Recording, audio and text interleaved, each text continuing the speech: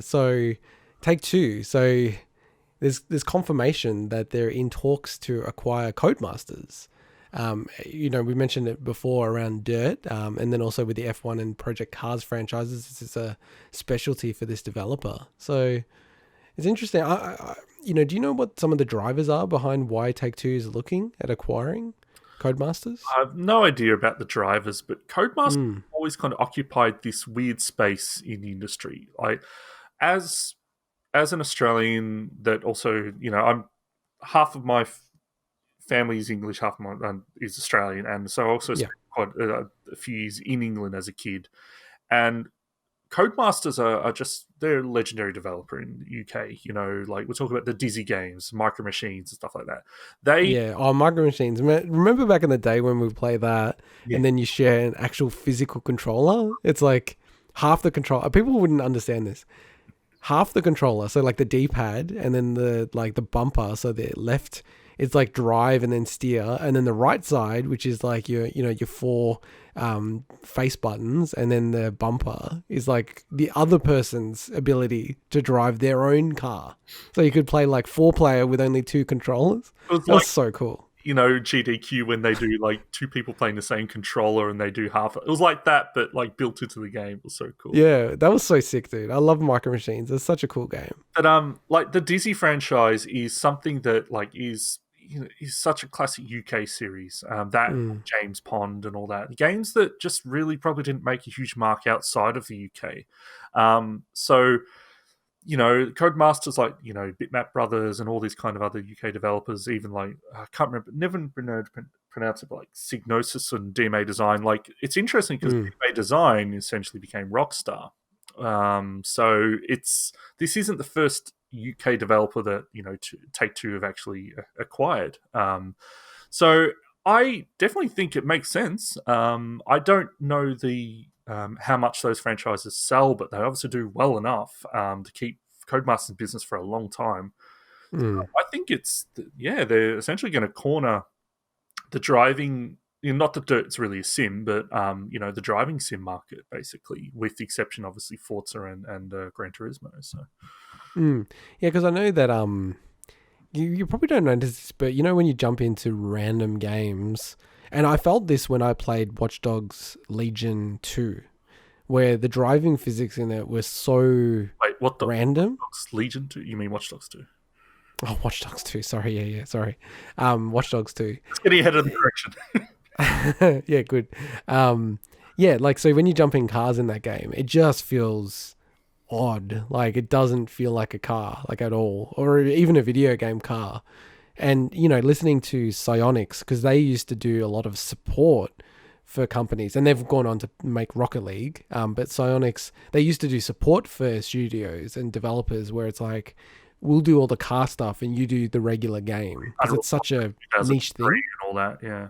Yeah. So, I'm just looking through the library of Take-Two games, and actually, because from a business perspective, and Take-Two is a mega business, they're probably looking at it and going, we don't really have a clear offering in that space, like in the sort of car genre. So they're just going through it, they don't. That I can see at least. Think of is whether or not there's any legacy teams or developers within Rockstar, because Rockstar have worked on the Midnight Club series. Yeah. So whether or not there's people that stuck around and they handle GTA 4 was infamously bad driving, but they've since improved those. So I wonder if they still kind of have legacy there. I honestly, it makes sense that Codemasters actually do a new Midnight Club. I reckon that'd be really cool. But obviously they've got their own franchises like F1 and Dirt, are pretty big names. Definitely not into F1, but we know Mike is huge into his driving sims. So the interesting thing for me is whether or not the influence of 2K or Take-Two, which would influence 2K as well, would then start to seep into these franchises, like the of course heavy microtransactions. Of course, dude. 2K. So I think there's positives and very possible negatives of this. But if we have I don't know. Maybe there's information out there about in how stable a position Codemasters was. Did it make sense for them to do this really from a business standpoint? I mean, it sounds like it probably is, but it's also not. But I mean, Take-Two have put a press release out basically stating that they're pretty much going to make this acquisition. So yeah, once it gets to this point, it's going to happen. It only at this point when they go out with these press releases, just having spent time in this sort of space, you pretty much are only not doing this deal if there's a huge macro thing that happens with the economy, or more likely there's a regulatory issue. And that probably crops up more when you're talking about international jurisdictions, but it actually seems like they might be, incorporating in the same country potentially. So yeah, I can't imagine this not going through. And just looking at it now, I think there's a few things. There doesn't seem to be a very clear car game in the suite for Take-Two. And then also you landed on a really good point around the F1. I played F1 2018. It's a pretty decent game, but it doesn't feel like a 2K game where it's just, a wash with, microtransaction monetization, all that kind of thing. I think, they're probably looking at that going, well, we can monetize the hell out of this F1 game in a much, much better way than what they're doing currently, which for me is the right thing, what they're doing, and how they're making that game, and maybe even with the Dirt series as well. So yeah, and then, the left field thing could possibly be, hey, these guys understand how to do cars, and the biggest game on the planet, which is Grand Theft Auto, and they're developing Grand Theft Auto 6. Cars is a huge part of Grand Theft Auto. So I know they're not talking about doing a sim, but, even having people who can support you with that kind of stuff for the biggest game on the planet is, probably a logical thing to do.